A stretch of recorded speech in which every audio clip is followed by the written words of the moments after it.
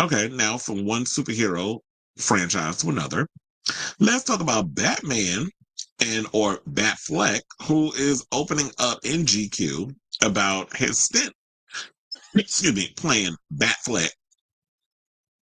And he said he hated the bat suit. He said it was horrendous to wear and it was difficult to like move around in while you were watching while he was like having to do like scenes and things. But I wonder how they made that the iconic fight scene, because you remember the warehouse scene? What was that in Batman v Superman? That's like one of my favorite action scenes to come out of like watching Batman. I was like, this is the Batman I want to see. Like, I like when he fights brutal, he be beating the out of people.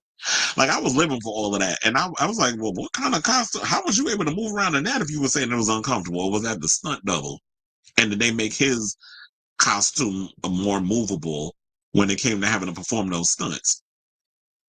So Affleck opened up about the difficulties of costuming during his tenure as Batman, giving GQ a detailed breakdown on the physically draining experience of wearing a batsuit.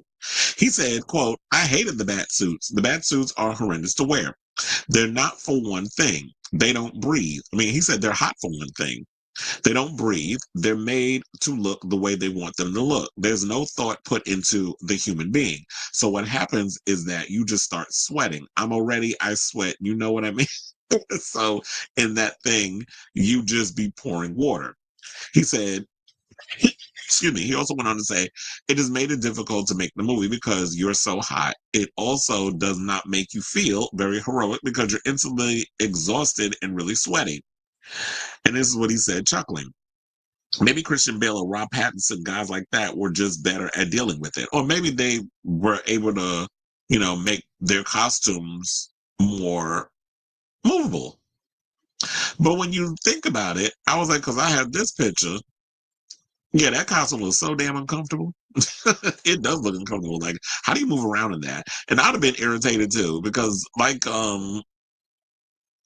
Ben Affleck, I'm a sweater too. So you put me in a costume like that, I get hot very easily. I start sweating. I get irritated if I'm pouring water, like gallons of sweat out of my body.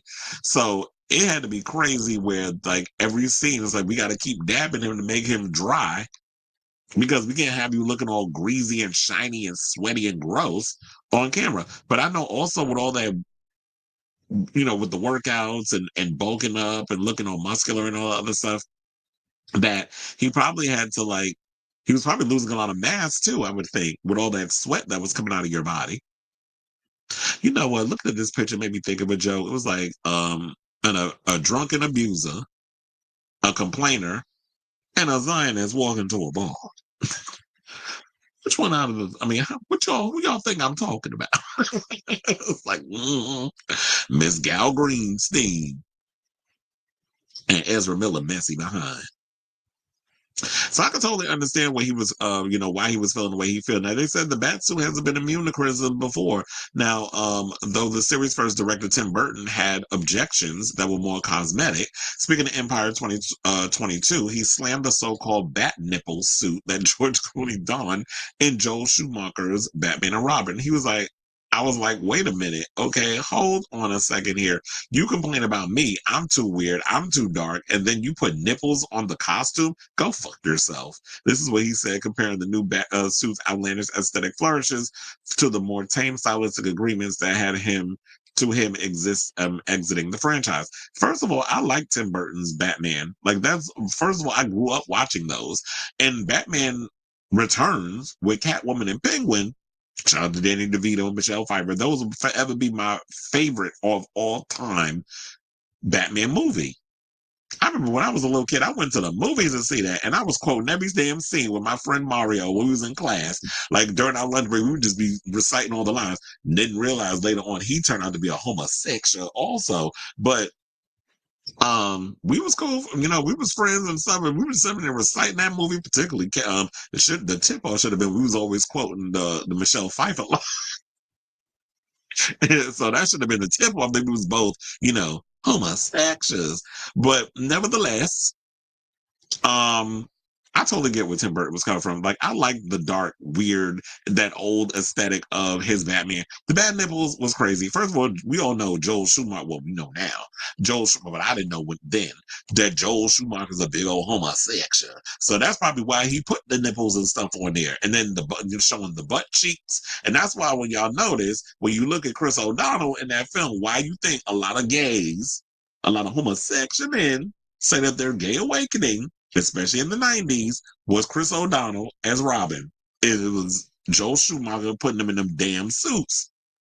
They ain't said nothing about George Clooney, but it was always about Chris O'Donnell because Chris O'Donnell was fine back in that day, especially in that damn costume.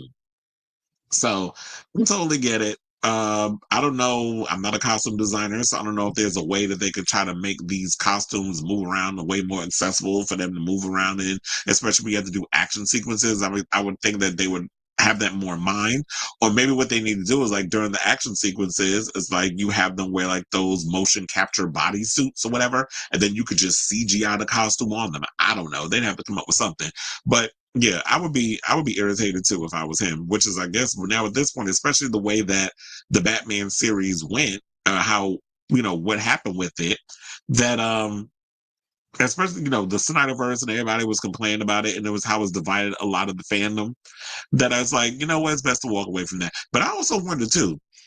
I mean, did he ever talk about the costuming for Daredevil, or does he try to act like that movie doesn't, his stint in that movie doesn't exist?